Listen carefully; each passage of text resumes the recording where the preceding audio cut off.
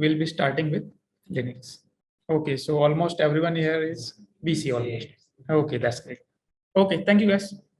So today we'll be starting with Linux. So first of all, let me introduce you to the syllabus, what we'll be studying. Okay. So these are the topics we are going to study in the Linux. So first of all, I'll be telling you introduction to the Linux. What is Linux? Okay. Then getting started with Linux, we'll start working on Linux. Okay. I'll tell you how you are going to install the Linux and how you are going to access the command line. Okay. Then after that, I'll be telling you the file system hierarchy. What are the directories, where the files in which directory, what files are stored. Okay. We'll be understanding the structure of the Linux. Okay. So that if you have to find a configuration file or you have to understand what files you will find where, so that things you can easily find. Okay. Then we'll be creating and managing files with the command line. Okay. Then I will tell you how to edit those text files. Then we'll be creating archive files and scheduling the future task. Like for example, consider like there's a command you have to run every day, or maybe you have to run that command multiple times a day. Just for an easy understanding, you can consider the backup. Okay, so maybe you have to create a backup daily or weekly or monthly, depends. But you have to run the commands again and again for that purpose. So what you can do, you can automate that task. So after a fixed duration or after a particular point of time, that particular command will be automatically executed. Understood? So that we'll be doing with the future task. Then disk management. In Windows, you might have seen the disk management. You can create the partitions, delete the partitions, working on the disk. Okay. Then we'll be creating users and groups. We'll be creating, first of all, we'll see how many types of users are there in Linux, and then how to create those users, how to set their passwords, how to create groups, how to like add users into the group and all that kind of task we'll be seeing. Okay. Then control access to files using permissions. Now we have the users. Now we will control their access. What kind of files or what files and directories those users can access and what particular files and directories they cannot access. Okay, we will control the access using the permissions. Then we will come into networking. How you are going to set an IP address or bring that Linux system into a network. That kind of things we will be doing in the networking part. Okay. Then we'll be installing and updating packages and softwares. I'll tell you, like if you have to configure a server, so how you're going to do that. For that particular server, you'll need some package or let's say software. So that how you're going to install and configure it, that we'll be doing here. Then system D and system logs. These are the system tasks. I'll tell you how you're going to manage particular services. Like if you have to start a particular server or stop a particular server, how you're going to do that. And in case there is a like, what is a log? Log is basically a record. Okay, so like whatever task is happening in a Linux system, everything is being recorded. Okay, so how you're going to check those logs, how you're going to read them, that kind of task we'll do here. Then I'll be telling you configure secure SSH. SSH you might have already known because all of you are basically from computer background, right? So SSH, you know, used for remote access, right? So how how we can configure SSH and then how we can secure it, that kind of task we'll be doing here. Okay, then we'll manage network security with the help of firewall. Linux has its own firewall, we'll be using that. Okay, then we'll come to servers. I'll tell you how to configure FTP server, Apache server, mail server, then network attached storage server like NFS and Samba. Okay, then I'll be telling you how to configure DHCP and DNS server. And at the end, I'll be telling you about the bash scripting, very important part. Okay, so this I'll be telling you. And finally, at the end, we'll see how we can break the root user password. The admin of Linux is known as root. So how we can break admin password, and if someone know how to break, how we can prevent it. Okay, both breaking and its countermeasures, both we are going to see. Okay, so this will be the complete topics, and we will be covering these topics in 2 weeks itself. Okay. Okay. So our class timing will be 5:30 to 7:30. Okay. Monday to Friday. Okay. So first of all, let's start with the introduction part, introduction to the Linux. So first question is, what is Linux? What is Linux? Okay. So you guys are from cybersecurity, right? So you are working already with the Kali Linux, I think. Yes. Everyone here is studying cybersecurity, right? Already a student, I mean, already started their CH classes. Okay, good. So then tell me, what is Linux? Operating system. Okay, Linux is operating system. What else? Online guys, can anyone? What is Linux? That we can use command line interface and graphical interface. Okay, we can use command line interface and graphical interface. So it is a kernel-based operating system. Kernel-based operating system. So is your Windows not a kernel-based operating system? Okay, so let me tell you what is Linux. Linux is not basically, okay, there's some answers. Open source OS. Okay, all right, we will come to that. So first of all, let's see what is Linux. So Linux is not a single operating system. Okay, Linux is not a single operating system. Linux is basically a family of operating system. Like in a family, there are multiple members. Same like that, Linux has several operating systems. Like around, I guess, 400 to 500 of Linux operating systems are available as of now. Okay, and they all are called Linux.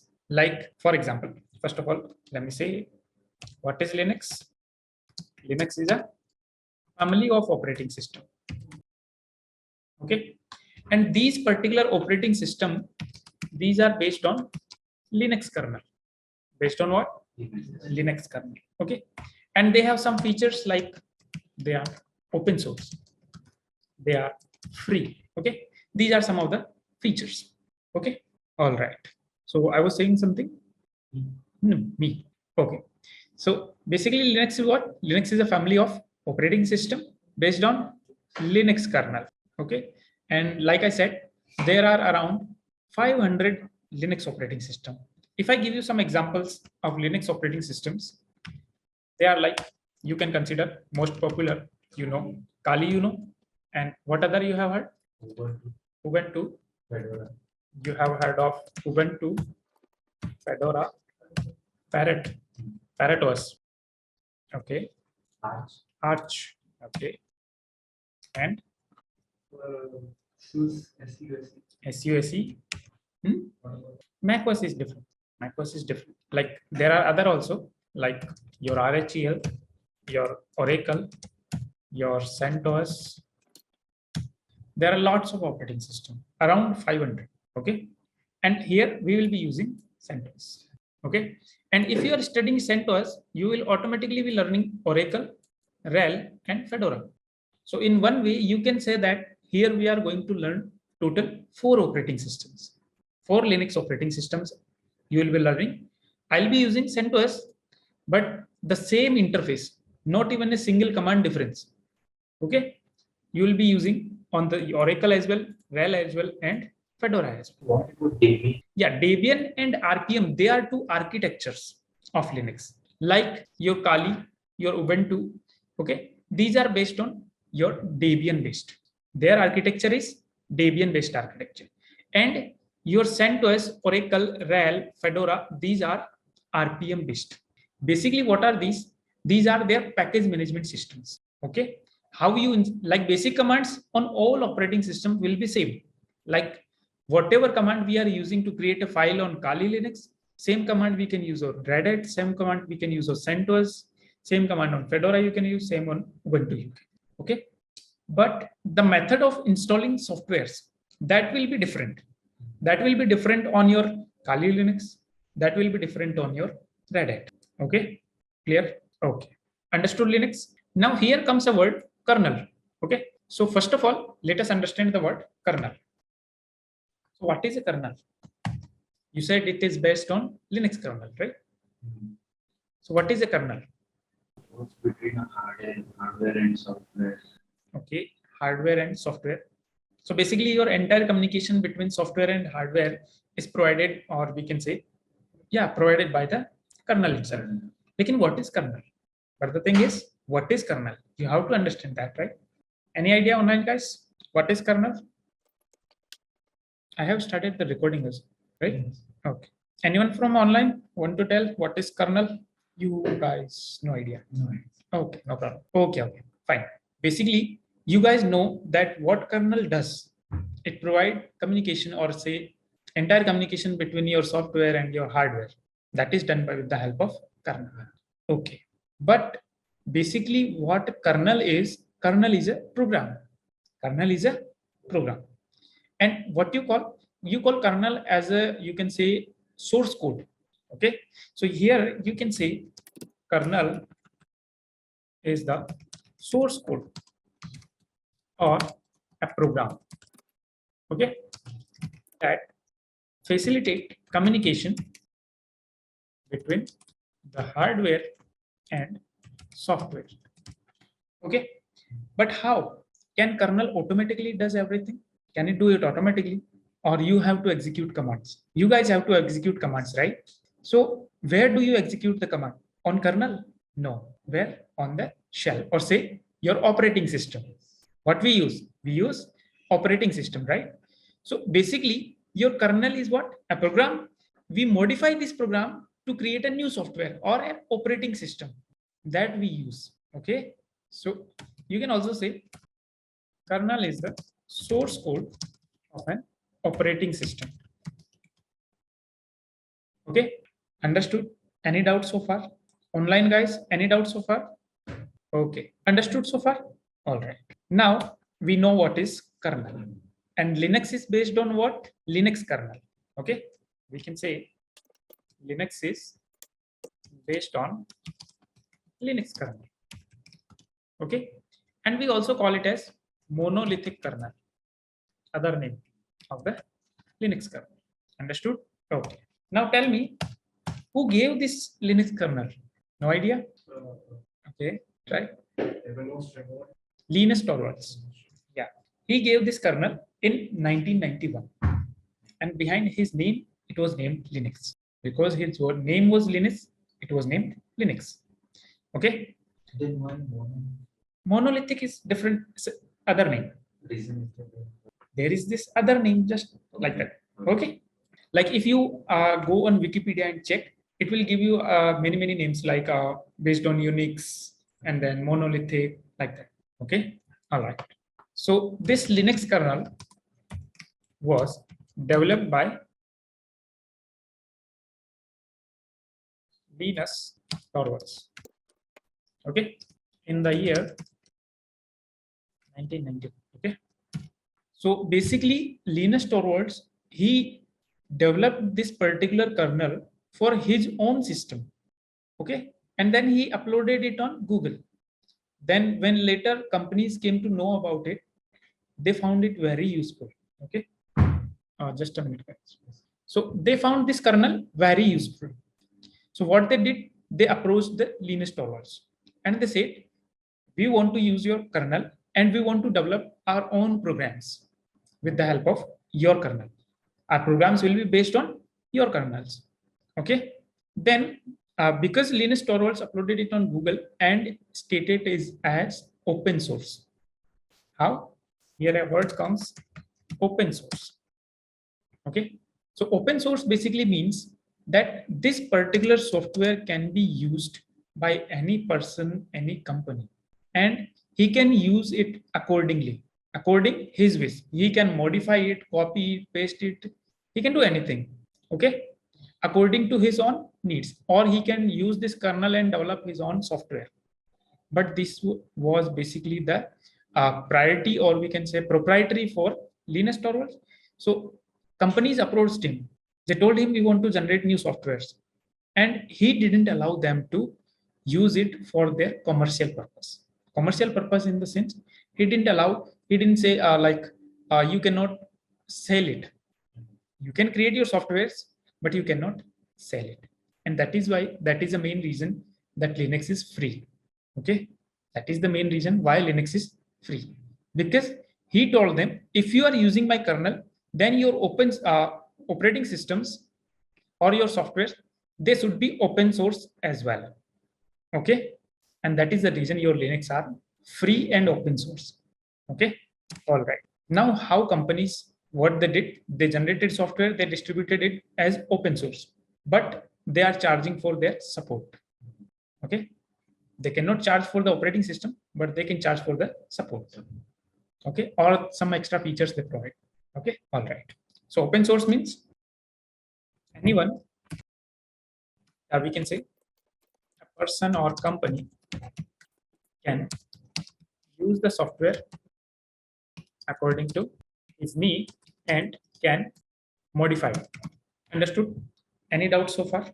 Clear till now? Online guys, any doubt? Okay, all right. So Linux kernel, we understood? Yes. Okay. Now next is, I'll be telling you about the differences between Linux and Windows, because we must know what is the difference. Why should we use Linux? We have Windows. Windows is, we call it as user friendly. Okay. Why we call it as user friendly? Graphical, Linux also graphical. Easy to understand. How? Tell me. It's graphical only. Windows doesn't have a command prompt. Has, right? Easy to access. Okay. How? How easy to access? One reason can be because from the beginning, when you started learning computer, you were taught on Windows. Yes. So you have been using it for a long time. That is why it is called user friendly. Yeah, no doubt that like in earlier times, the Linux was completely CLI. There was no GUI, no graphical environment, Unix. Okay. So that time you can call it as like, okay, user friendly, graphical, non-graphical. Okay. We can say that. But the reason being, okay, tell me one thing. If from the starting you were taught about Linux, it would be easy for us. Why? Right? Very easy actually. Yeah. Why? Okay. One more thing. Let us understand the differences, and one by one we'll be discussing them. Okay. Okay. So one side I'll have Linux, and on the other side, or let's just make a table. Difference between Linux and Windows. I will take a table. Let's see that way. Visible to you guys? Okay. This side we have Linux. Other side we have Windows. Okay. Tell me the differences. So far you have noticed. Okay. Linux is open source. Okay. Linux is open source. This is open source and this is not open source. So we can say closed source. Okay. Okay. So first of all, this means we can modify the Linux operating system. Okay. According to our need, we can modify it. But can we modify Windows? No. Okay. Windows doesn't provide authority. It is Microsoft proprietary. Okay. So we cannot edit or generate our new operating system with the help of Microsoft Windows. Okay. Difference understood? Okay. Next. What else difference you have seen? I just told you. Free. Yes or no? Yes. And this is paid. How Windows is paid? License, product keys and all. You have to purchase. Yes. Right? So this is paid operating system. All right. Next difference. Think. Online guys, any difference? Secure.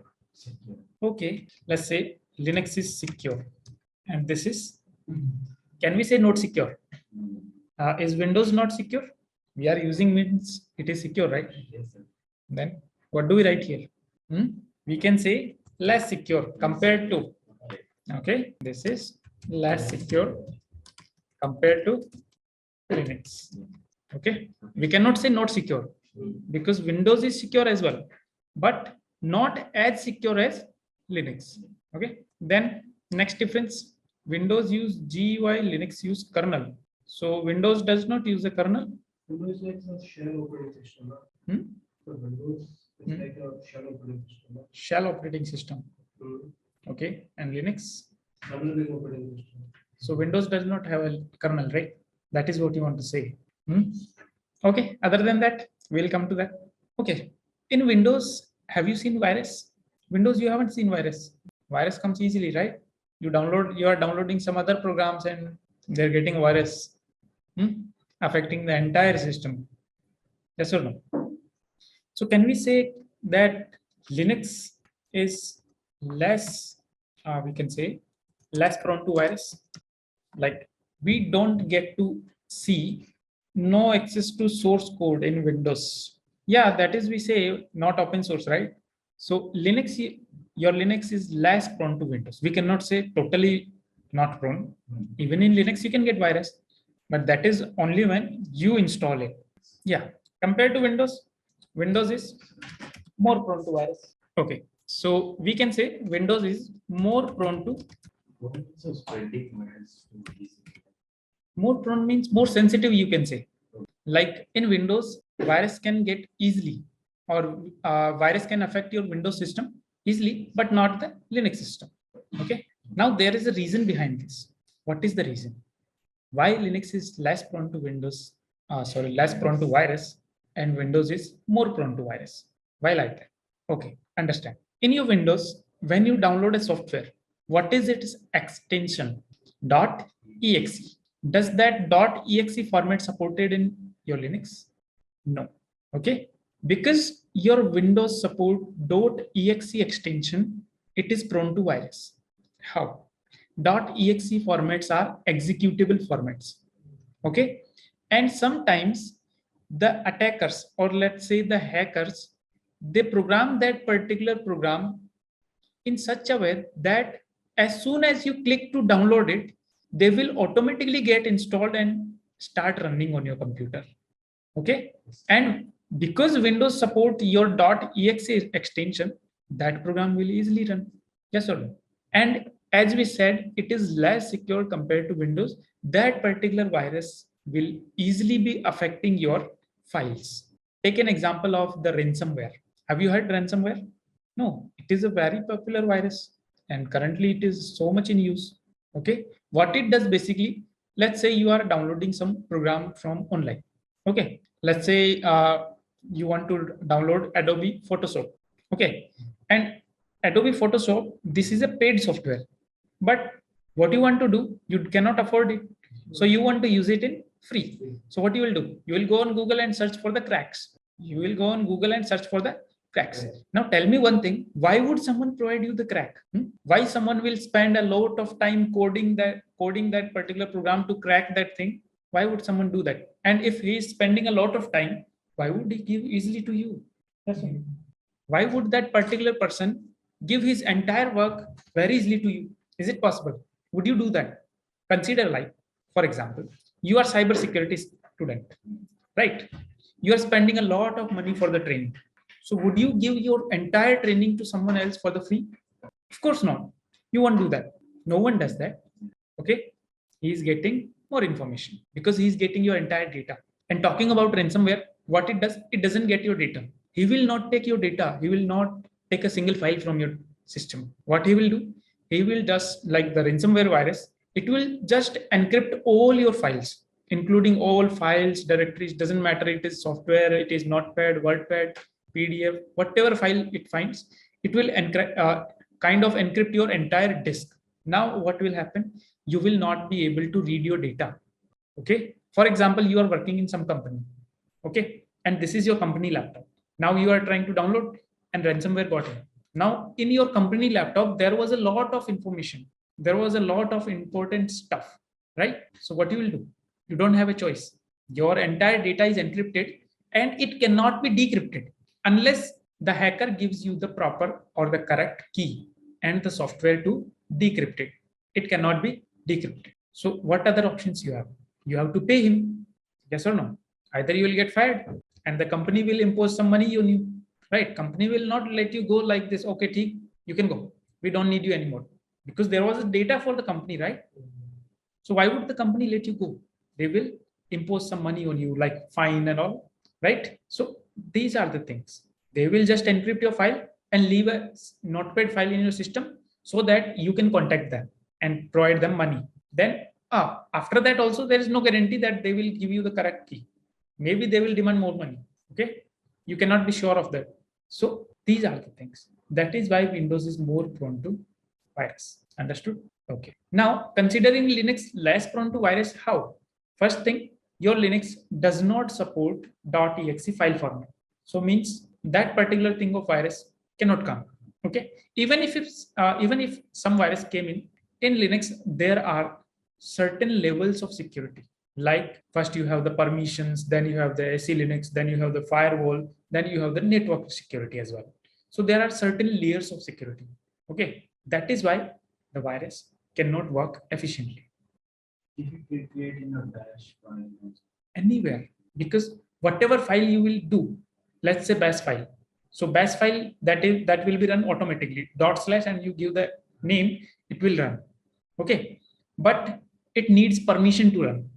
In Linux, it needs permission to run, and without permission, it cannot run. Okay, so understood why Windows is more prone and Linux is less prone. Okay, all right, understood online, guys. Okay, then what will be the next difference? Linux is used for hacking purpose. For hacking purpose, but Windows is not more efficient for Most, yeah, it's Windows. not more efficient. Okay, this is used for hacking and not so efficient. Okay, then next, what is the next difference? Any more differences? You guys have used Windows, right? And also you are using Kali Linux. So you must have been, Linux has more files. How? Can you explain please? How Linux has more files? It has more applications like for hacking in maps like that. Okay. So there are, Cherry tree. so are there no files in Windows? Windows, we have not that so much of files we have. We don't have it. Yeah, we can say one thing, that in Linux, entire, even your devices also, they are considered as a files. Like you configuration of the devices, entire thing you access through the files. So in that way, you can say Linux has more files. Okay. Okay. Okay, sir. See, every device is a file. but we have to install everything in Windows. But inbuilt only, if we install the Linux, means, That, yeah, that varies Linux to Linux. Like even if you install Kali Linux, there are certain levels of installation. If you install minimal install, there will be like so less files, very less files, and you will not get a GUI mode. Okay, but if you are installing a normal Kali Linux, then you will get the graphical, but you will not get all the tools. Okay, then you have to go with the Kali Linux installation with everything, yeah? Means all the packages. Okay, so that varies installation to installation. Okay, all right. Then can I say Linux is case sensitive? yes. Yes or no? Linux is case sensitive and your Windows is case insensitive. Right? Yes or no? Yes. Have you checked that? Yes. Everybody knows that. Do I need to show? Okay, I'll show.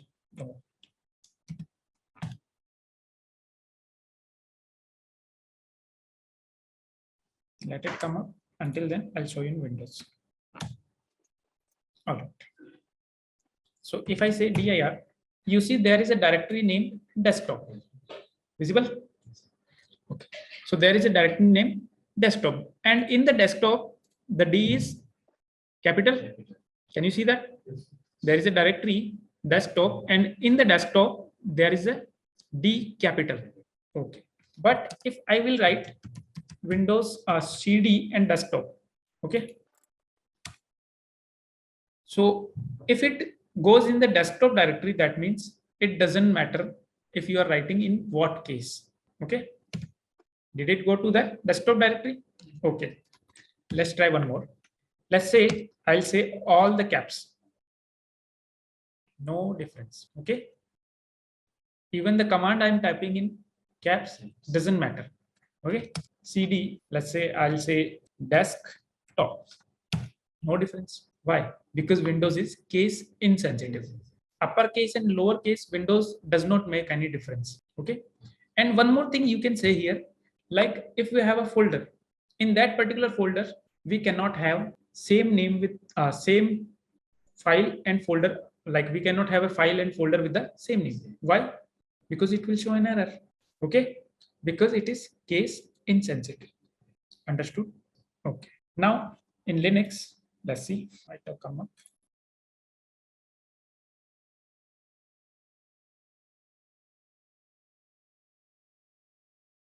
Give it some time. Okay. Is it visible online, guys? Okay.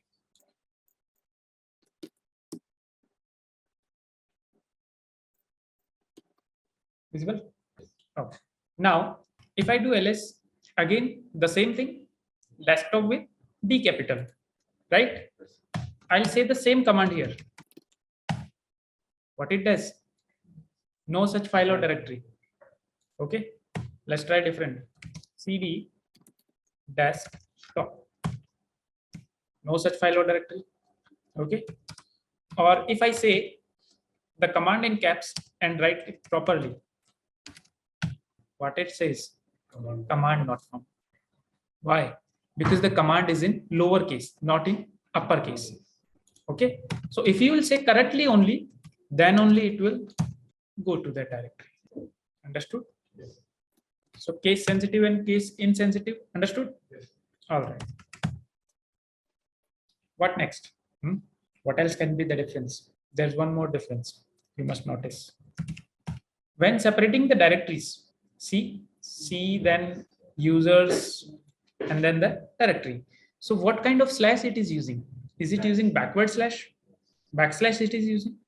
And if you check in Linux, and I say, okay, let me, which slash it is using? Forward slash. Okay, so we can say this is Linux, right? Yes. So using forward slash for directory separation. Okay, and Windows use backward slash. Understood? Yes, sir. What is the next difference? We still need some more. Okay, what can be the next difference? Understanding everything, right? We can do refreshing this. That is not an option. That is a feature of CUI and GUI. GUI and CLI. Okay, you can say like major tasks in Windows are done in GUI and major tasks in Linux are done on CLI. Okay, we can say most of the tasks are in CLI, and here most of the tasks done in GUI. We cannot say Linux is a CLI because Linux also provide you graphical environment. So we cannot go with that like Linux is a CLI operating system. That was a long back ago. Now we already have GUI for a long time. Understood this? Now what is the file system difference? What are the file system you use in Windows? So Windows in Windows, FAT16. Okay, kind of NTFS. we can say FAT, NTFS, FAT16, FAT32 like that, right? And what about Linux? EXT1 to 4. You can say EXT, EXT2, EXT3, EXT4, XFS, these kind of files. Also VFAT. Okay, so basically FAT, this is the common common file system between your Windows and Linux. So we can say like if you have pen drive formatted with your FAT32, you can use that pen drive in both in Linux as well as Windows. But if you have that pen drive formatted with NTFS, you will have problem using it in the Linux operating system. Okay, nowadays it supports, and even you guys can install some packages in Linux and use the NTFS as well. Okay, there are like 2 or 3 packages we need to install, and then we can use NTFS as well. Okay, but like operating system like your Kali, your Ubuntu, in them nowadays by default you can use NTFS as well. Okay, then your Linux is based on, we can say, monolithic kernel, and your Windows is based on microkernel. Okay, Windows also has a kernel. Understood? How many differences? 3 to 5, 5, 10. I think enough. Yeah, you can find out. There are many actually. If you consider even small points, there will be a lot. Okay. So in difference. Linux we will use root now, sir. Root, and in Windows we will use administrator. Yeah, the admin account. There we call it as root, and here we call it as administrator.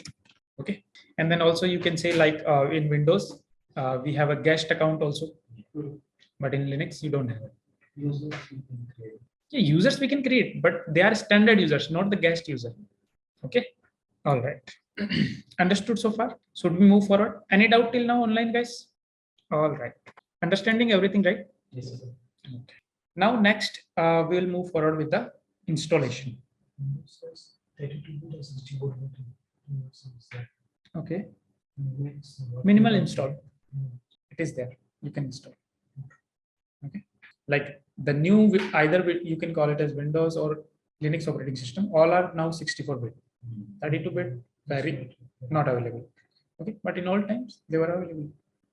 So we cannot make it a difference, right? All right.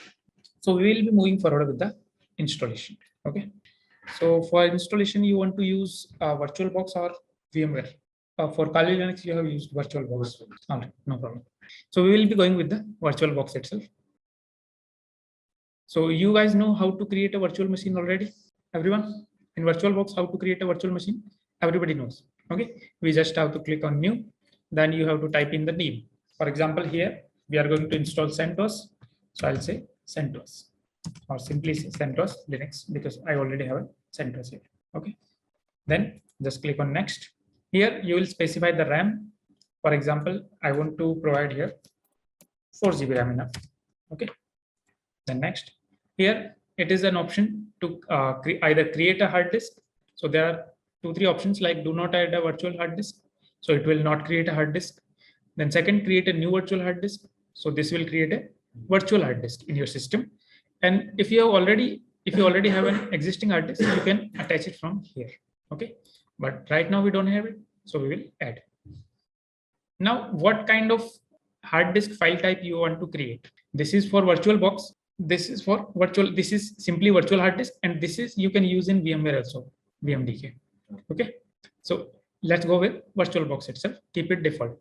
The next, now storage on physical hard disk. Because the virtual hard disk will be created on your physical hard disk, there are 2 options. One is dynamically allocated and second is fixed size. So in fixed size, for example, let's say I am giving it a 50 GB of storage. So that particular 50 GB will instantly get reserved from my hard disk. Now I cannot use that 50 GB for my other uses. Okay. Even if I am using in my virtual machine, if I am using 2 GBs, 3 GBs, doesn't matter. But my 50 GB entirely blocked. Okay. So for that purpose, we go with the dynamically allocated. Like if I say 50 GB, so the 50 GB is the limit. That is the maximum limit. But that space will be utilized as my data gets filled in. As soon as I add more data, the space will be used.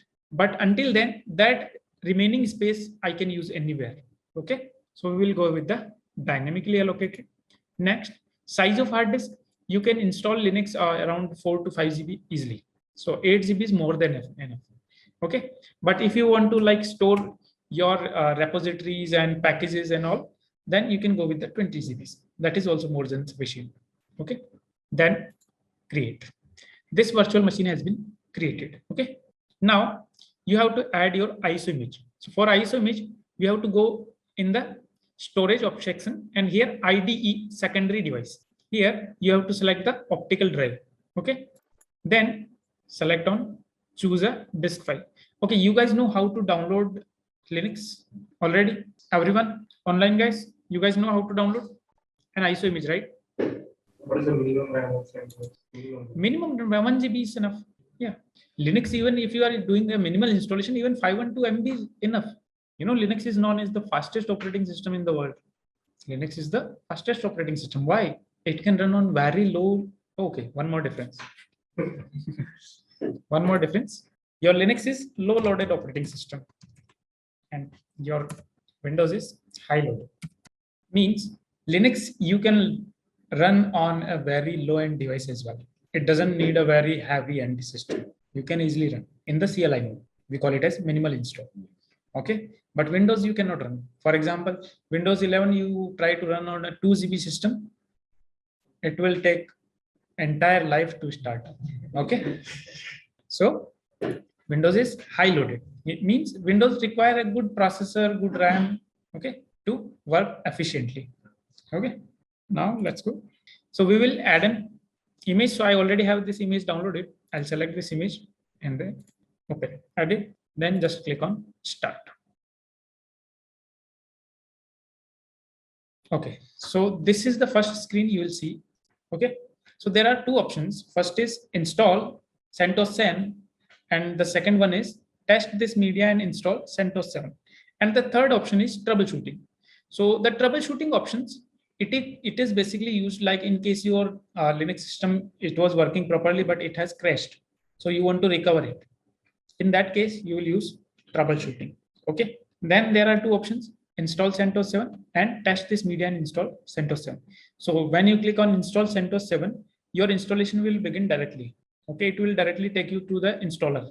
But when you say test this media and install CentOS 7, what it will do, it will first check your image. Okay, or if you are installing from a CD drive, DVD drive, pen drive, so it will particularly check that media. If it is properly bootable, then only it will go with the installation. Okay, so right now we know our ISO image is very much proper. Okay, so we'll go with the first option. Click enter. What is going on here?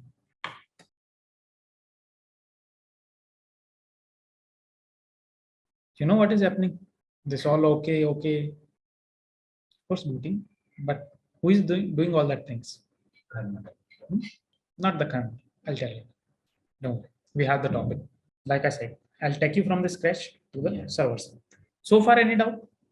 Understood everything? Looks easy? Will be easy. Don't worry. We share that document. Yeah, of course, I'll share. Where exactly kernel? Huh? Exactly. Whatever we are like, what is your operating system? It is made out of kernel. So you are working, you are giving the command. Your operating system giving the command to the kernel. Now the kernel is telling the hardware what to do, what not to do. Okay. So we directly cannot interact with the kernel itself. Okay. Okay. Here you get the welcome screen. Okay. Then language selection. We are in India, so we will be selecting English India. Okay. I'll go with the VMware. I think this is creating some issue. Okay. Okay. Simply create a new virtual machine. In where you know how to create a virtual machine in VMware already. That's good. Just go all the defaults. CentOS 7. I'll say CentOS Linux. Next, single disk, finish. So see, if I choose a Linux by default, how much RAM it takes? 1 GB. That is more than sufficient. Okay, so I'll give it 4 GB and then I'll use the ISO image.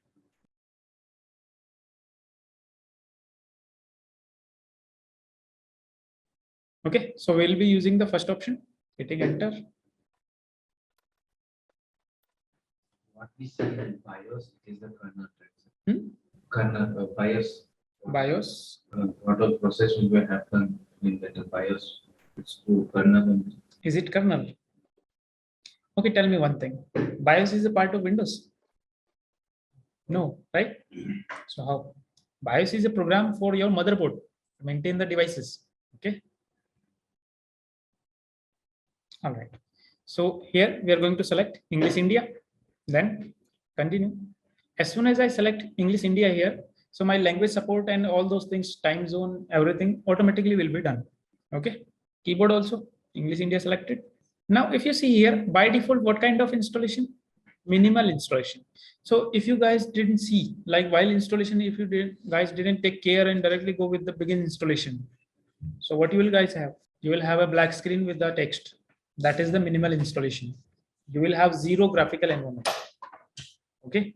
So you just have to execute the commands and work on it. Yeah, even if by mistake you guys have installed the minimal installation, so even after that we can get the graphical back. We can get it. Okay. And if we have time, I'll tell you how. Okay. So like even if by mistake we went to the minimal installation, I'll tell you how to get back the graphical also. Okay. But we are using Windows 10. Okay. Some update and anything. Okay. How it is next?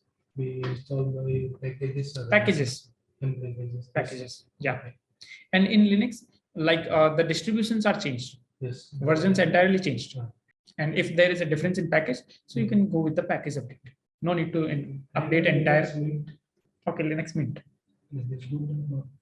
Whole Linux are good. All Linux. You know, the different Linux distributions, they are made for different purpose. Like what your Kali Linux, it is basically made for penetration testing and ethical hacking and all. Okay, but Ubuntu doesn't do the same, right?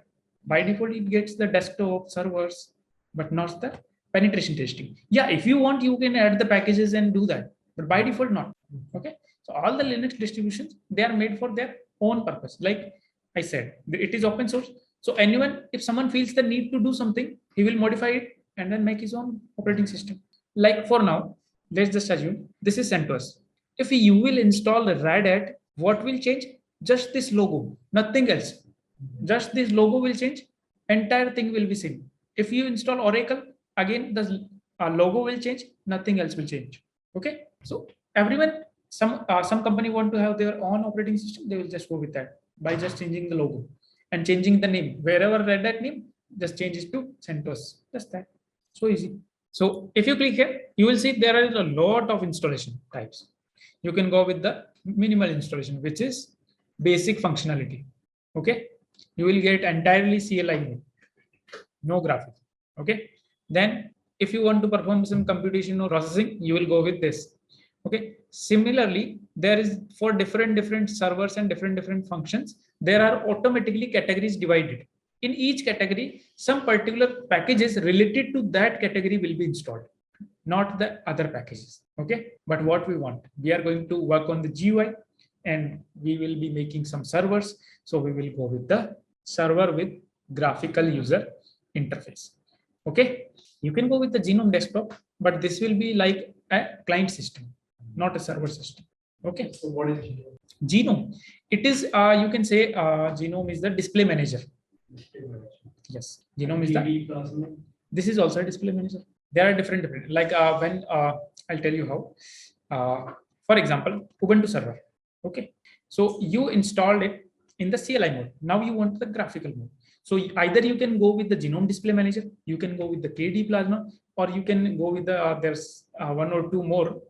I don't L Ubuntu, Ubuntu, something like that. So different methods. Like Display manager, yeah, kind of things. Not exactly the themes, like just the view of your, you can say view of your desktop changes. I'll show you. Even in Genome, we will have Genome Classic and a simple Genome. I'll tell you the differences once installation is done. Okay, so here we will go with the server. So when I click on server, like first I click on basic minimal installation. So there are very few tools, right? And when I click on Genome desktop, there are some more tools. But when I click on server with GUI, there are a lot of tools. Okay, so I'll be telling you how to add these things like backup server, DNS server, email server, FTP server, how to add these tools, how we will configure them. We'll be doing that. Okay, so first of all, here we will select server with GUI for the graphical environment. Okay, done. All right. Installation media, you don't need to change. No need to change it. Okay, then we will have installation destination, where you want to install this Linux. Okay, obviously we have given it a 20 GB hard disk. So there are two types of partitioning here. Either you can say automatically configure partitioning, means your Linux system will automatically create the partitions. Okay, whatever partition needed, it will create automatically. Or you can go with manual partitioning. For example, manual partitioning in the case, like if you want to say like you want to dual boot your system, like you want to have Windows also and Linux also, you can do that with the help of manual partitioning. Okay, so that in the remaining free space, you can install Linux and you can have Windows already. Okay, so in up to like right now, your Linux, if we talk about CentOS, 9 point something version is going on. Currently, 9 point something version is going on. And in these Linux, you don't need to configure the dual boot. Like if here, even if I have Windows installed, then in the remaining space, I'm installing what? Linux. Okay. So when I will restart my system, Linux will only start. I will not see Windows. Windows will not be visible. Okay. So we have to make changes in its bootloader so that we can see Windows also and we can use Windows and Linux. But nowadays, in new Linux systems like your 9.0, it detects automatically. You no need to configure. Okay. All right. So two type of partitioning here: automatically partitioning, and second is manual partitioning. Okay, automatically it will automatically do. I will not I don't need to tell anything here. Okay, like if you don't have a space, you can click here. I would like to make additional space. Like in your hard disk, you don't have a space and you want to delete some partition and all. So you can do that with the, I would like to make additional space available. Okay, but manual partitioning, I need to tell you, right? So we'll be configuring the partitions manually, right? Click on done. So as soon as you click on done, your manual partitioning wizard will be open. Now you see a plus button, minus button, and refresh button. Plus button is to add a partition. This is to remove a partition, and this is to reload your storage configuration. Okay. Now, if you see here drop down, there are some partitioning schemes. Either you can go with the standard partitioning or LVM partitioning. These are two popular schemes. Okay. In standard partitions, what happens? In standard partition, like if you create a partition, like normally in Windows, you create a new simple volume. Okay. Can you extend that? Yes. How? Disk partition.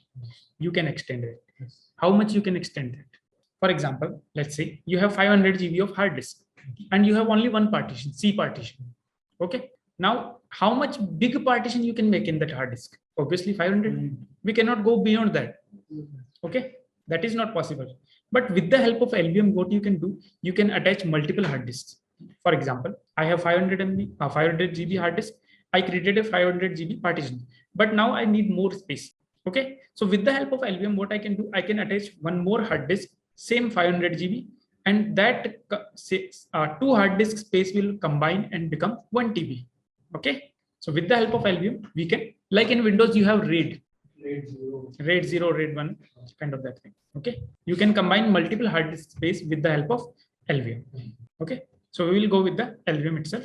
Now, this is the total available space. This is the total space in your hard disk, and this is the total available space, free space. Okay. So how much space we have? 20 GB. Okay.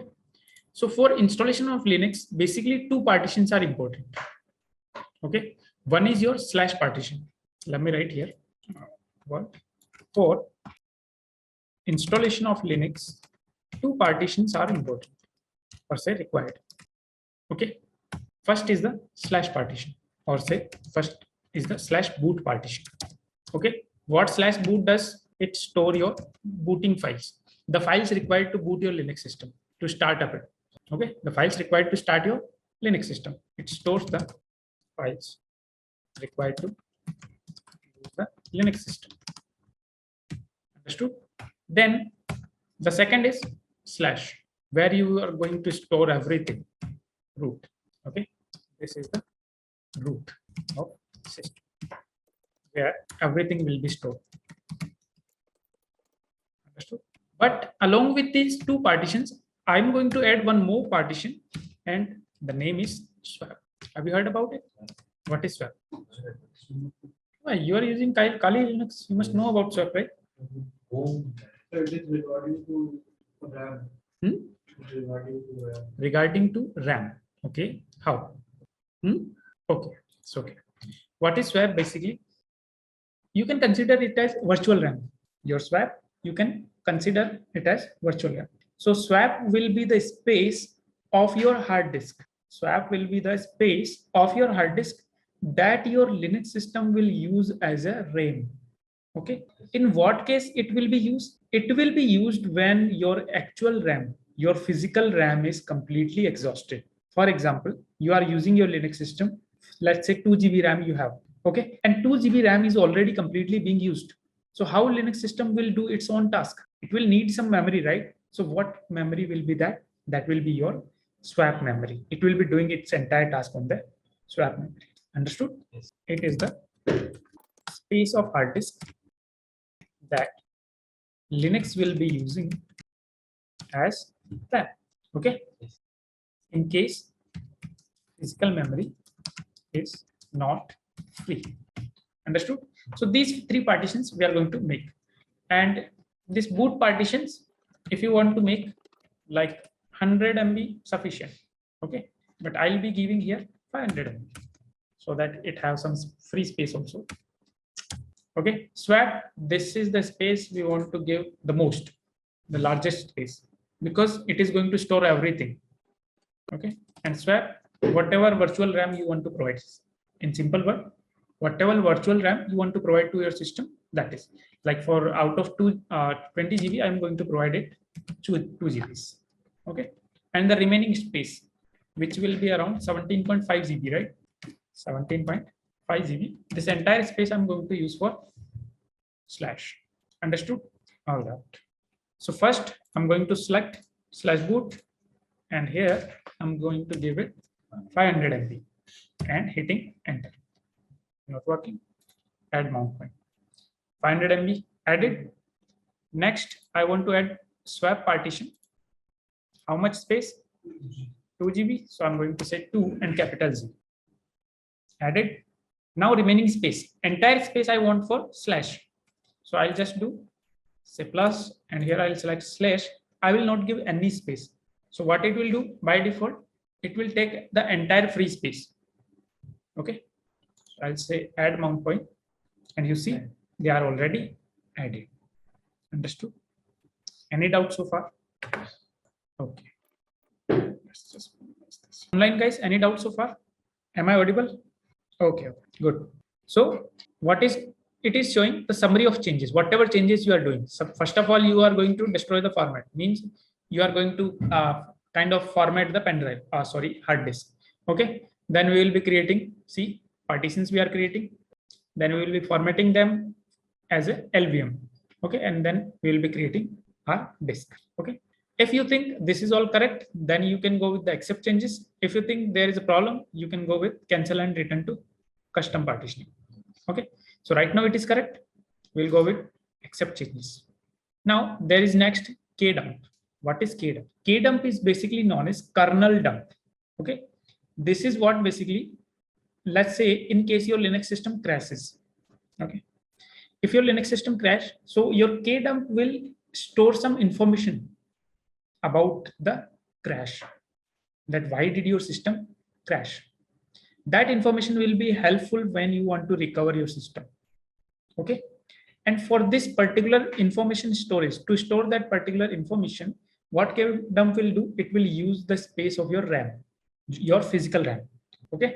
And not much space, around 160 MB it will going to use. Okay. So by default it is enabled.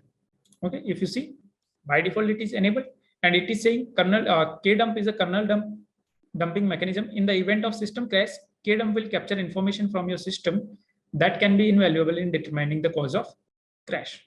That why did your system crash? Okay. 1 minute guys, I'll be back.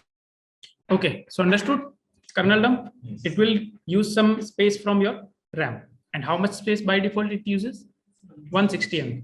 And this particular space will not be available for your other tasks, like your RAM. From that 160 MB will be reserved. Okay. By default, this is enabled and you have to keep it enabled. If you want, you can reduce this space by clicking on manual. Sorry, increase, not reduce. You can increase this space by clicking on manual. Okay. Then network and hostname. If you want that while after installation, when your system boots up, the network should be connected. So you can click here and just turn it on. Okay. And if you want to change the host name, what kind of host name? Like, see, if I show you here, so here it is showing NH, right? So this kind of host name you can create there. By default, it is localhost.local domain. Localhost.local domain. If you want to change, you can change it here. Understood? Yes, For example, let's say NH again, or say NH1. You can also change it after the installation. Okay. And let's say turn it on. Connected. Done. Then the security policy. Security policies are basically to secure your system, to provide some restrictions on your system. Okay, but we are the admins. We don't want any restriction, so we'll not be going with any security policies. Okay. By default, there are some policy. It is not showing here, but in Red Hat and all, there are already some policies available. So you can select them, and that particular policy will get applied. Okay. Then finally, after you have done all the changes, all the configuration, you have to click on begin installation. Until now, you had the chance, like until now, your hard disk is safe. If there was like, if you want to fresh installation and you had some data and you remember, oh, there was an important data, I need to copy it somewhere. So until now, it was the time. As soon as you click begin installation, the data is gone. Okay. So click on begin installation.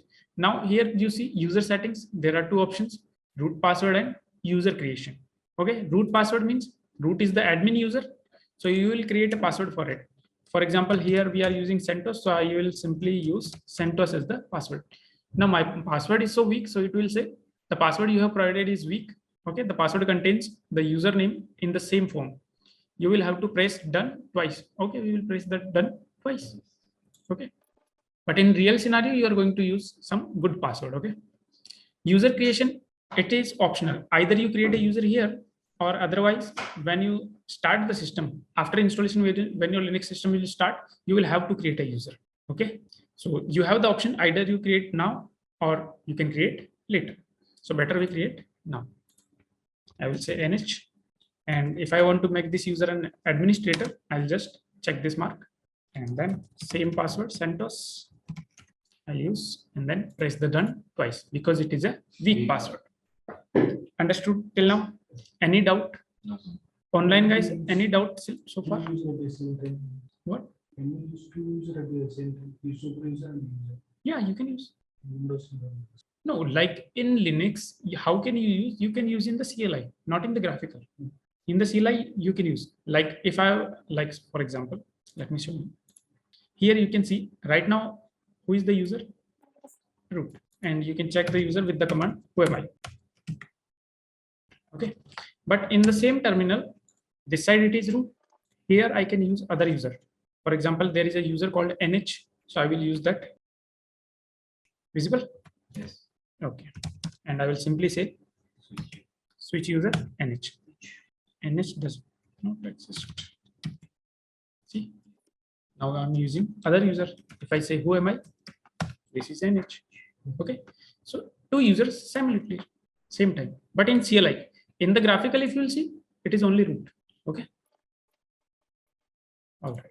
So it is getting installed, and till now we'll do the last topic for today, the file system hierarchy. Okay. I'll not take much of your time. I was thinking it will go so fast, but time is fast actually.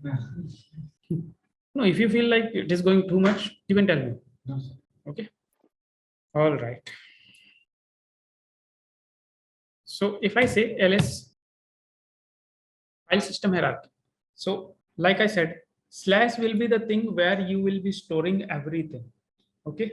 In slash, we'll be storing everything. So what are those everything? Those are these directories. Okay. So one by one, I'll tell you in which directory, what kind of things are there. Understood? Okay. So the first one is, let's say here. Okay. First of all, the directory is bin. Okay. So in the bin directory, it is called basically the user binaries. What it is called? The user binaries. User binaries means it will store the commands that your standard users can run. Your standard users can run this command. If you'll say, if I say ls or slash bin, we'll see there are a lot of commands, and most of out of these commands, many of the commands you have already seen in the Kali Linux when you're using ch. Okay, for example, your cd command and all those commands. Let me show you. For example, this is the su command, switch user. Okay, and some more commands will be there.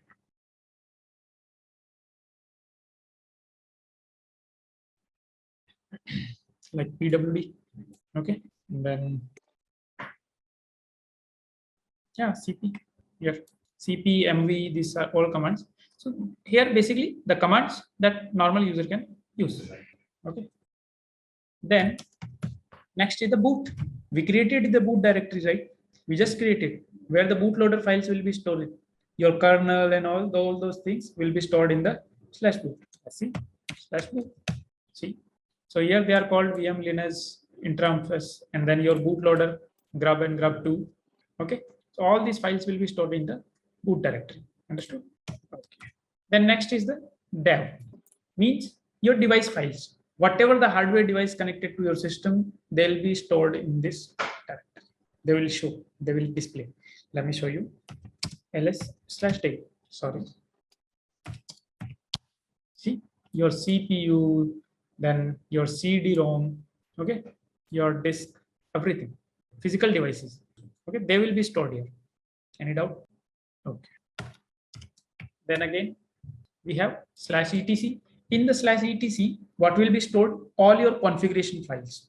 Okay, either they are configuration files related to your users, your groups, or say servers. Everything will be stored in the /etc directory. All the configuration files. Okay. Then we have the home directory. So basically /home is what? It is the home directory for your standard users. Okay, whatever the standard users you create, like we had a user NH, right? So let me show you again. If I say SUNH, right? And if I type simple cd command, it is the home directory. If I will show you what pwd, where it is starting, home. So basically /home is the home directory for all your standard users. Means whatever user you will create in the Linux system, they all will be by default stored in the /home directory. Okay. Now home directory means, what does home directory means? Home directory means the users for a particular user, for every user there are some folders created like desktop, downloads. For every user they are different, right? For every user there are the folders like desktop, downloads, right? So they are called the home directory, and that particular home directories will be stored in /home. Okay, understood? Then there are two directories, lib and lib64. These are the system libraries. Okay, like whatever the files required for your processes, or let's say to run the commands, whatever the files required, they will be stored in the libraries, Like programs in Windows. kind of thing. Okay, understood? Any doubt so far? Then we have the media directory. This particular media directory, this is the mount point, the default mount point for your removable devices. Like you connect your USB, you connect your CD, DVD, they will be by default mounted in the /media. Or let me show you. See, your DVD. We attach the ISO image, right? It is by default stored in the media. Okay. So for all your temporary or say removable devices, it will be by default mounted in the media. Okay. Then comes the MNT. What MNT is? MNT is basically the temporary mount point. Okay. Like for example, there is a directory shared from the server and you want to use it temporarily. Like you just want to use it for some time and then you don't want to use it. So you will mount it temporarily in the /MNT directory. It is the temporary mount point. Okay. And by default, there is no file in the working slow, nothing. Okay. Because we haven't mounted anything. Then /opt, this is the optional files. Like whatever the other programs, packages you download, install, they will be by default stored in the opt directory, optional files. Okay, not by default. Understood? Then proc. Proc means your process related information, files that require your process information. Okay, so if you will see ls on /proc.